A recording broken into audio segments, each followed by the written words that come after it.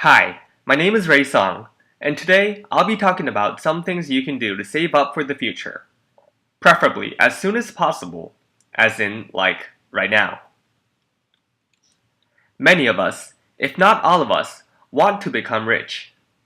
After all, we do live in a capitalist society where the number of commas in your bank account is often associated with success and happiness. However, when it comes to the question of how are we going to become rich, we often have wildly different ideas. As a resident assistant for first-year students at Duke University, I interviewed a few of my residents on their thoughts. What do you guys think is a really good way to get rich? Save your money. How so? Don't spend a lot of money on unnecessary That's things. fair. Yeah, any other ideas? Investments. Ooh. Save some, but invest a certain percentage. Smart, yeah. But like safe bets, not like anything crazy. Reliable. Right. Investments. Many of us think that getting a big fat paycheck is the solution to making it big. While this is not incorrect, it is also not the only answer. In fact, it may not even be the best answer.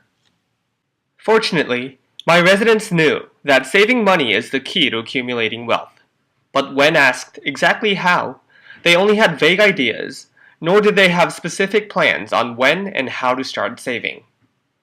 Here's where today's lesson on saving up as soon as possible comes in.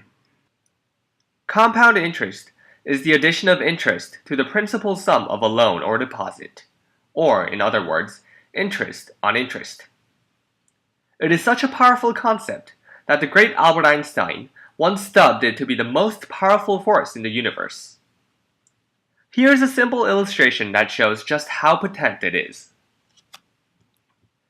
Imagine that your grandmother, being the absolute angel that she is, decided to give you $2,500 when you were born.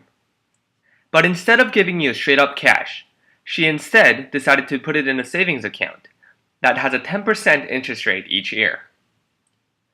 By the time you retire at the age of 65, this money would have snowballed into over $1.2 million, and you didn't have to move a single finger to retrieve this sweet chunk of money. But suppose that your grandmother was not aware of what compound interest was, and instead decided to set up the same savings account with $2,500 in it when you were 5 years old. Despite the fact that she was only 5 years late, you would only be able to retrieve $750,000, which is still a lot of money, but also substantially less than $1.2 million. Shockingly, had your grandmother been 10 years late to the game, you wouldn't be able to take home $500,000. So first off, hats off to Grandma for being the sage financial mind that she is, and gifting us with such a magnanimous present.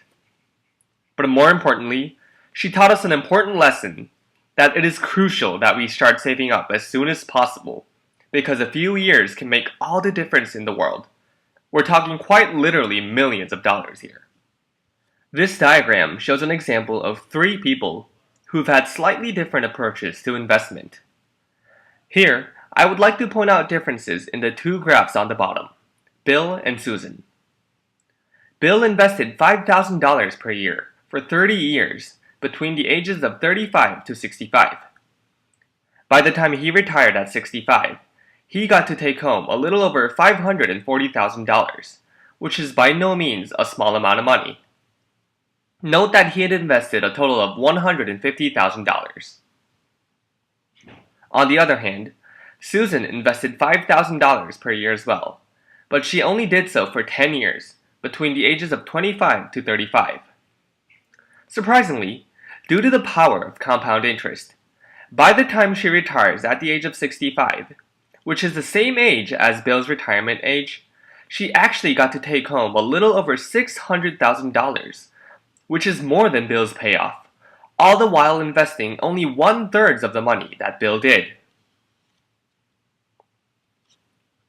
My last example shows how much I would need to save per year if I wanted to get $1 million upon retirement, and assuming a 6% return rate. Note that if I began saving when I'm 20 years old, I would only have to save $361 per year.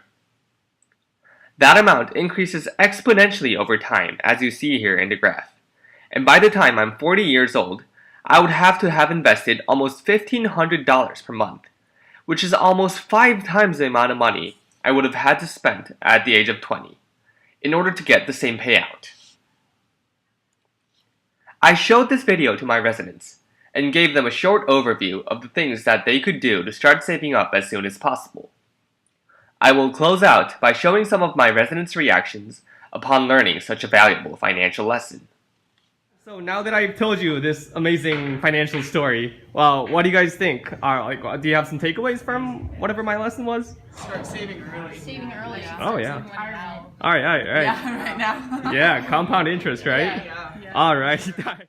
This video is not meant for commercial profit in any way, and here are the sources that I consulted in the making of the slides. Thank you for watching.